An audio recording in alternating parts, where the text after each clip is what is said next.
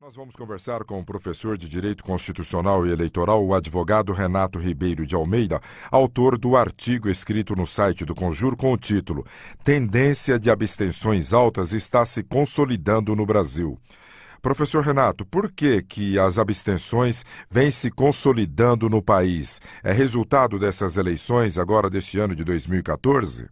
Essa conclusão, Arthur, foi tida a partir da análise, né? Nós fizemos uma análise com as próprias informações lançadas pelo TSE, especialmente essas informações são públicas, já divulgadas por alguns setores da própria mídia, especializada na área de direito constitucional e direito eleitoral, que identificaram ao longo das últimas eleições, lembrando que nossa Constituição, desde a Constituinte de 88, nós temos 13 eleições que ocorreram, sejam elas para prefeito ou para o cargo de presidente, elas ocorreram 13 no total desde aquele período. E nós temos percebido que desde de 98 tem se observado uma taxa significativa de pessoas que estão alheias ao processo eleitoral, pessoas que não comparecem por uma razão ou outra à urna.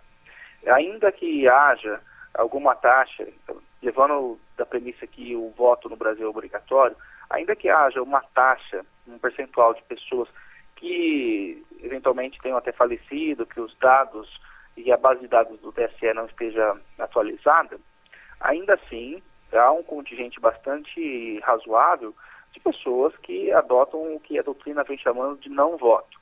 Pessoas que passam completamente alheias ao processo eleitoral e não se manifestam, não vão às urnas para escolher, nem mesmo para votar em branco ou anular o voto. O senhor tem dito no artigo que o chamado não voto é uma tendência que cresce cada vez mais no Brasil. Sim, é uma tendência. É uma tendência, provavelmente, e eu digo isso no artigo, provavelmente reflexo de uma crise de representatividade, numa crise de própria identidade do eleitor com aquele que o representa, seja no Congresso Nacional, nos cargos parlamentares, seja nos cargos executivos, como Presidência da República, governadores e até mesmo prefeitos. Porque é um problema sério, né? Porque a presidente Dilma Rousseff, ela foi reeleita com 54 milhões de votos. O perdedor, o candidato Aécio, o senador Aécio, 51 milhões. E o senhor destaca aqui, óbvio, com dados do TSE, que mais de 38 milhões e 700 mil brasileiros não escolheram nenhum candidato ou não participaram da escolha do destino do país.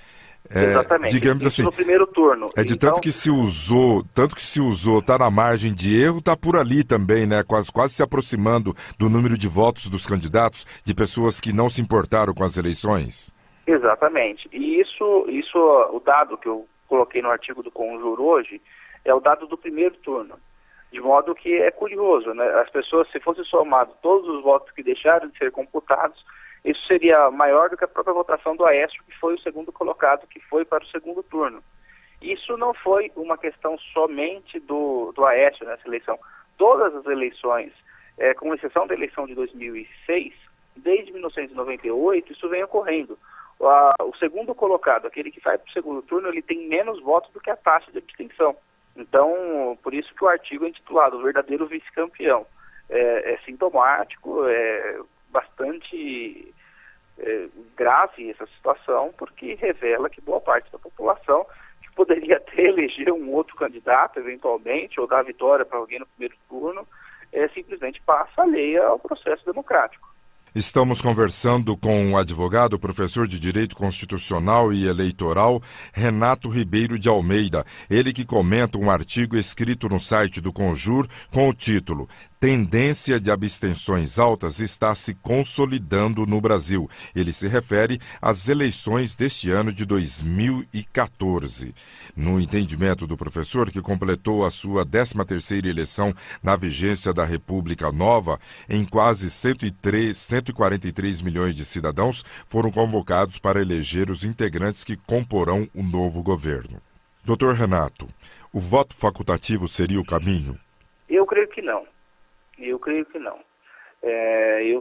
venho defendendo já há alguns anos essa ideia do voto facultativo, ela é bastante sedutora, até baseada num ideal, uma premissa de liberdade.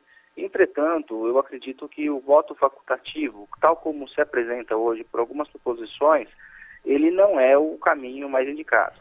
Porque seria um risco muito grande, com esse percentual aqui no primeiro turno de quase 39 milhões de brasileiros que deixaram de votar ou votaram branco e nulos, poderia ser um caos nas eleições, com o voto facultativo, isso que eu estou dizendo.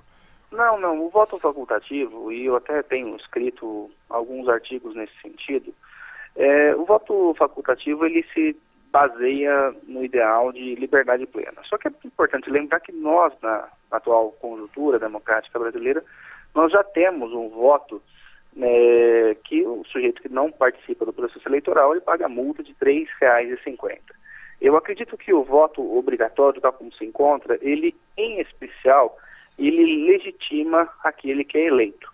Ele dá mais legitimidade ao nosso processo democrático, porque ele acaba, pela própria compulsoriedade, obrigando que a população, de uma forma ou de outra, e é muito provado nessas eleições que terminaram agora, que toda a população, independente de classe social, independente de estamento, região do país, que as pessoas elas discutiram a fundo, e a própria audiência nos debates comprova que as pessoas se interessaram pelo processo democrático. Eu acredito que a compulsoriedade das eleições, elas façam que o tema eleição, o tema política, ela entre dentro da casa das pessoas e faça com que as pessoas, de uma forma ou de outra, acabem decidindo, ou, no caso, pela candidatura do Aécio, ou pela candidatura da candidata eleita, Dilma Rousseff, mas, de uma forma ou de outra, isso comprova que a população, ela é chamada, ela é convidada pelo TSE, pensando que a nossa eleição ela tem um gasto fabuloso para que seja realizado no território nacional, há grandes somas de recursos públicos utilizados na própria propaganda eleitoral, e essa propaganda ela é paga por todo o contribuinte, né? Os candidatos não pagam a manifestação na televisão, mas ela é paga pelo poder público na forma de isenção de tributos às emissoras de rádio e TV. Então eu creio que o voto obrigatório, ele ainda é, no Brasil, necessário. Pode ser que no futuro não seja, numa democracia mais consolidada. Nossa democracia ainda é muito recente. O senhor diz que 27% dos 143 milhões de eleitores brasileiros não compareceram às urnas, se abstiveram ou votaram em branco. Isso é o desencanto com a política brasileira? Eu creio que sim. E não é um fenômeno só brasileiro. Isso também ocorre na Europa, isso também tem ocorrido nos Estados Unidos. Parcelas significativas da população não mais se identificam com políticos ou mais, não se identificam com siglas partidárias. Existe uma tendência hoje até de apartidarismo, um sentimento nacional refratário a colocações partidárias, algo que merece ser estudado, a chamada crise de representatividade. São os partidos que enfraqueceram? Eu creio que sim, eu creio que os partidos enfraqueceram, mas, sobretudo, o que ocorreu foi um fisiologismo muito grande que é percebido pelos candidatos e pela própria população. Ela acaba não encontrando diferenças substanciais entre as candidaturas. Essa dificuldade em estabelecer diferenças substanciais entre as candidaturas. E também um descrédito, escândalos de corrupção de parte a parte, o próprio trabalho que parte da mídia vem feito em desacreditar principalmente o Congresso Nacional, contribui, somados todos esses fatores, para que haja realmente uma crise de representatividade, e que, a meu ver, é perigoso. Eu sempre venho defendendo a importância de reestabelecer, e no artigo ficou bastante claro, o diálogo do poder público com a população, a transparência, e há iniciativas, como eu deixei claro, o Parlamento Jovem, o próprio Senado utilizando-se das redes sociais, a Prefeitura de Curitiba fazendo-se também valer desses mecanismos. É sempre importante ressaltar o fortalecimento das instituições, o combate à corrupção, mostrando que a política ainda, por mais que seja criticada pela população, ainda é uma forma eficiente de se transformar a vida das pessoas, principalmente o cotidiano das pessoas. Professor Renato Ribeiro de Almeida, hoje se discute muito sobre uma possível, hoje não, já há algum tempo, né, sobre a reforma política que não avança no Congresso Nacional. Há muita controvérsia ainda sobre o tema. Uns defendem um voto distrital misto, outro o financiamento público de campanha, todos concordam, mas daqui a pouco retira. Então fica aquela celeuma. E o cidadão brasileiro está interessado na reforma política? Eu acredito que todos nós, cidadãos brasileiros, independente de forma de atuação, independente da carreira que a pessoa vem seguindo, e até mesmo a classe política, é interessada numa reforma política. A democracia brasileira é uma das mais caras do mundo. Ela, salvo engano, ela só perde para as campanhas realizadas nos Estados Unidos. E, efetivamente, ela merece ser repensada. Mas uma coisa que eu deixo muito claro, e tem sido, inclusive, o objeto do meu estudo no doutorado, a reforma política, ela não é uma reforma de direito eleitoral. As pessoas confundem um pouco reforma política com reforma de direito eleitoral. Reforma política, a meu ver, é uma reforma que deve ser pensada o Estado, novamente, o Estado brasileiro. Tem que ser repensada algumas instituições. Então, o financiamento público ou privado, ele é uma das discussões importantes, mas ela não é a única discussão a ser enfrentada. A dificuldade que o senhor reconheceu, eu creio que sempre que começa-se uma nova legislatura e até mesmo um novo mandato do Poder Executivo, é retomada essa discussão.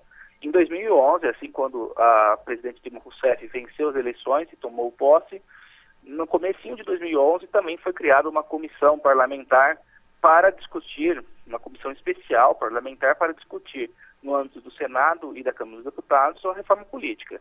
Alguns trabalhos foram realizados, inclusive alguns trabalhos foram realizados conjuntamente com o TSE, na gestão do então ministro Ricardo Lewandowski à frente do TSE e do professor André Ramos Tavares, constitucionalista, na Escola Judiciária Eleitoral. Tem até publicações bem significativas sobre isso.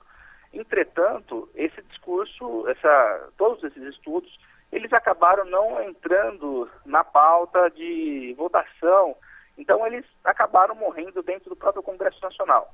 Algumas oportunidades, algumas iniciativas se colocam. Atualmente eu vejo como positiva a própria propositura da candidata eleita de se fazer ou um plebiscito ou um referendo. Eu só tomo um pouco cuidado na ideia de constituinte específica, porque a partir da teoria constitucionalista clássica, o poder constituinte ele se divide em poder constituinte originário e poder constituinte derivado. O poder constituinte originário ele ocorre quando de uma Assembleia Nacional Constituinte. Uma vez promulgada a Constituição, não se volta a ter um poder constituinte originário.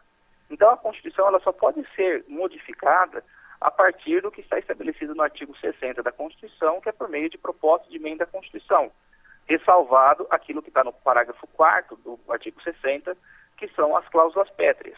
Então, creio eu que a iniciativa do referendo e do plebiscito seriam críveis muito mais do que uma constituinte específica, porque o poder constituinte originário ele não se subdivide, a meu ver, e ao ver inclusive da própria OAB, não existe poder executivo originário fracionado, então não dá para fazer uma constituinte específica, mas é perfeitamente possível se fazer um referendo ou um plebiscito para se discutir juntamente com a população e dar mais ainda legitimidade a esse processo, uma reforma política por meio dessas duas outras vias.